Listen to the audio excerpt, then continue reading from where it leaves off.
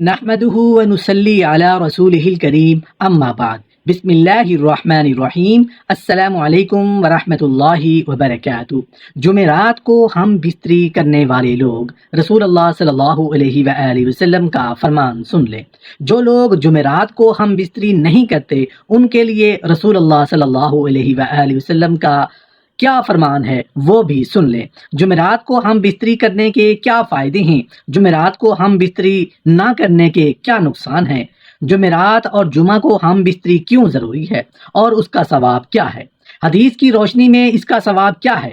ہم بستری کا سنت طریقہ کیا ہے اور کون سے وقت میں ہم بستری کرنی چاہیے، بیوی کے ساتھ ہم بستری کی غرض سے سونا کیسا ہے اور بیوی کے ساتھ ہم بستری کی غرض کے بغیر سو جانا کیسا ہے، یہ تمام باتیں انشاءاللہ تعالی اس ویڈیو میں آپ کے ساتھ شیئر کی جائیں گی۔ شوہر کو ہم بستری کے لیے مناسب وقت منتخب کر لینا چاہیے، اس لیے کہ عورت حساس مزاج ہوتی ہے، لہٰذا اگر مرد اس سے ایسے وقت میں ہم بستری کرے گا جو اس کی مرضی کے خلاف ہو یا اس وقت وہ بیمار یا تھکی ہوئی ہو تو یہ عورت کے ساتھ زبردستی ہوگی جس سے عداوت اور بغض پیدا ہوگا۔ اتباع کا کہنا ہے کہ ہم بستری کرنے میں اعتدال سے کام لینا چاہیے، اور اعتدال یعنی میانہ روی یہ ہے کہ ہفتے میں یہ کام 2 مرتبہ کیا جائے۔ ہاں، خصوصی حالات یا طبعی اتار چڑھاؤ کے اعتبار سے انسان اس میں کمی یا زیادتی بھی کر سکتا ہے، لیکن اس میں زیادتی ہرگز نہیں کرنی چاہیے، اس لیے کہ اس سے جسم کو نقصان پہنچتا ہے، عقل کمزور ہو جاتی ہے اور انسان بے ہمت ہو کر کام کاج کے قابل نہیں رہتا،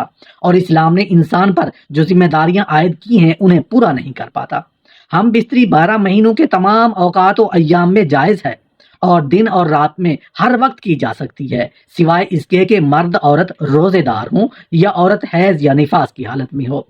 ابو داؤد اور نسائی کی حدیث میں آتا ہے کہ جو شخص جمعہ کے دن بیوی کو غسل پر مجبور کرے، یعنی بیوی سے ہم بستری کر کے اسے غسل پر مجبور کرے اور خود بھی غسل کرے اور نماز کے لیے جلدی کرے اور اول وقت میں جائے اور سوار نہ ہو، پیدل چل کر جائے اور امام کے قریب بیٹھے اور امام کی بات کو غور سے سنے اور لغو بات نہ کرے تو اسے ہر قدم اٹھانے پر 1 سال کے روزے اور کھڑے ہو کر نماز پڑھنے کا ثواب ملتا ہے۔ محترم ناظرین، حدیث شریف میں ہے کہ حضرت عائشہ صدیقہ رضی اللہ تعالی عنہا نے نبی کریم صلی اللہ علیہ وآلہ وسلم کی بارگاہ میں عرض کیا کہ یا رسول اللہ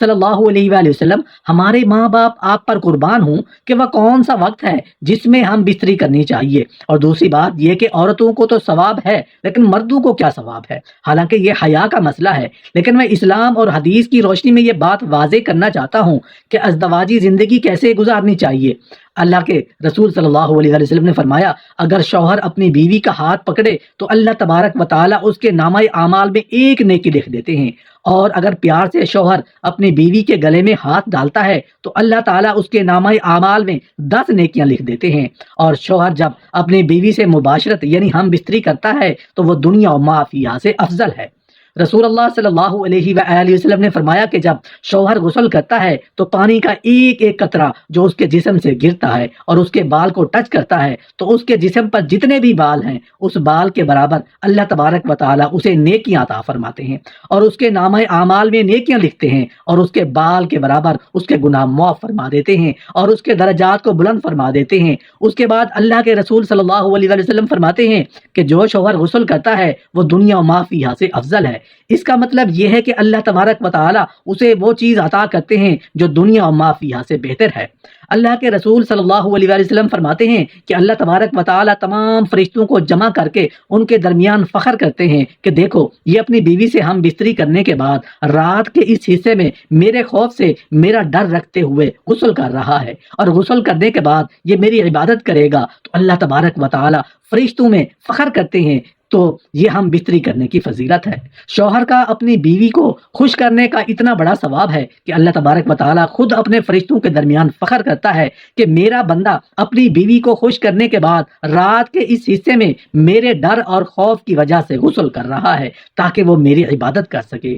اس کے بعد اللہ کے رسول صلی اللہ علیہ وآلہ وسلم فرماتے ہیں کہ اللہ پاک تمام فرشتوں کو گواہ بنا کر کہتے ہیں کہ میں نے اس کے گناہوں کو معاف فرما دیا، میں نے اسے بخش دیا۔ جو خاوند ہم بستری کے علاوہ اپنی بیوی کے پاس نہیں سوتے تو وہ سن لیں کہ رسول اللہ صلی اللہ علیہ وآلہ وسلم نے فرمایا کہ اگر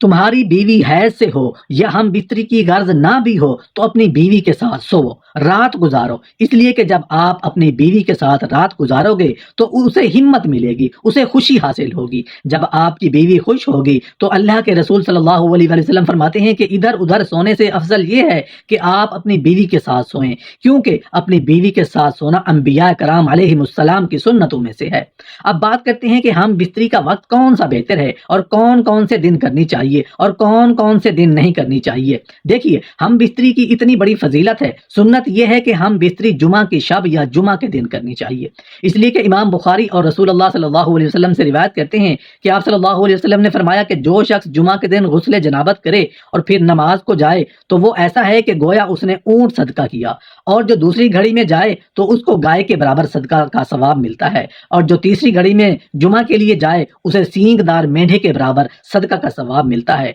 और जो चौथी घड़ी में जाए उसे मुर्गी के बराबर सवाब मिलता है, और जो पांचवी घड़ी में जाए उसे अंडे के बराबर सवाब मिलता है। फिर जब इमाम खुतबे के लिए निकल आए तो फरिश्ते खुतबा और जिक्र सुनने के लिए हाजिर हो जाते हैं। रसूलुल्लाह सल्लल्लाहु अलैहि वसल्लम फरमाते हैं कि जुमा के दिन जब इंसान अपनी बीवी के साथ मिलता है, यानी हम बिस्तरी करता है और मिलने के बाद गुस्ल करता है और जुमा के लिए नमाज पढ़ने जाता है, तो अल्लाह तबारक व तआला उसे बेपनाह नेकी अता फरमाते हैं। इसीलिए जुमेरात की रात में हम बिस्तरी करने को अफजल कहा गया है कि कल वो गुस्ल करके जुमा की नमाज पढ़ने के लिए जाएगा तो वह तमाम सवाब से मुस्तफीद हो जाएगा। इसीलिए जुमेरात की रात को हम बिस्तरी करना अफजल है। अब बात करते हैं कि हम बिस्तरी रात के किस हिस्से में की जाए। फुकाहा कराम ने तहरीर फरमाया है कि हम बिस्तरी रात के तीसरे हिस्से में की जाए। जब आप तीसरे हिस्से में हम बिस्तरी कर लें तो इतना वक्त आपके पास हो कि आपको आराम का वक्त मिल जाए, क्योंकि दिन में आप काम मेहनत मुशक्कत करके आते हैं, तो आप रात के 2 हिस्से आराम कर लें और रात के तीसरे हिस्से में हम बिस्तरी करें और कुछ देर आराम करें ताकि आपको कमजोरी महसूस ना हो। हम बिस्तरी करते वक्त इस बात का ख्याल रखना चाहिए कि आपके पास कोई शीरख्वार बच्चा भी ना हो, क्योंकि अगर आपके पास शीरख्वार बच्चा होगा तो हम बिस्तरी में मजा नहीं आएगा और आप बेहतर तरीके से सुकून हासिल नहीं कर सकेंगे। हाँ, अगर बच्चा गहरी नींद में सोया हुआ है तो फिर कोई मुज़ायका नहीं। महीने की किन किन तारीख में हम बिस्तरी नहीं करनी चाहिए? आप किसी भी दिन किसी भी वक्त में हम बिस्तरी कर सकते हैं, लेकिन फुकाहा कराम फरमाते हैं कि हम बिस्तरी दिन में ना करें, रात में करें, क्योंकि रात का वक्त हम बिस्तरी के लिए अफजल है। दिन में हम बिस्तरी करना कोई मना नहीं, मगर रात में ज्यादा बेहतर है। फुकाहा कराम फरमाते हैं कि महीने की पहली तारीख, 15वीं तारीख और आखिरी तारीख में हम बिस्तरी नहीं करनी चाहिए। इसकी वजह यह है कि फुकाहा कराम लिखते हैं कि इन 3 दिनों में, यानी इन 3 तारीखों में शयातीन जमीन पर ज्यादा फैलते होते हैं। इस वजह से इंसानों को चाहिए कि वो अपनी बीवी से इन 3 रातों में हम बिस्तरी ना करें, इसलिए कि अगर वो करेंगे तो हो सकता है कि हम बिस्तरी के दरमियान शैतान भी दाखिल हो जाए। लिहाजा शैतान के ज्यादा फैलने की वजह से इन 3 दिनों में और 3 रातों में हम बिस्तरी ना करना अफजल है। अगर करेंगे तो नाजायज और हराम नहीं।